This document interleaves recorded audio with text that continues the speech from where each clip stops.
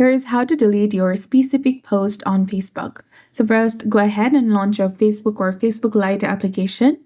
Then after, tap on the three lines in the top right corner of your screen and open your profile. From here, you need to scroll down and find the post that you want to delete from your Facebook. Tap on the three dots in the top right corner of the post. Here, you'll get the option of Move to Recycle Bin. Go ahead and tap on it. Then tap on Move to confirm. Now this post has not been permanently deleted from your account. It is transferred to a recycle bin on Facebook. It will no longer be visible to your friends or anyone who is connected with you on Facebook. From the recycle bin within 30 days of deletion, the post will be permanently removed. So that's it for this video. I hope you found this video helpful. If you did, please like, share, and subscribe. Thanks for watching.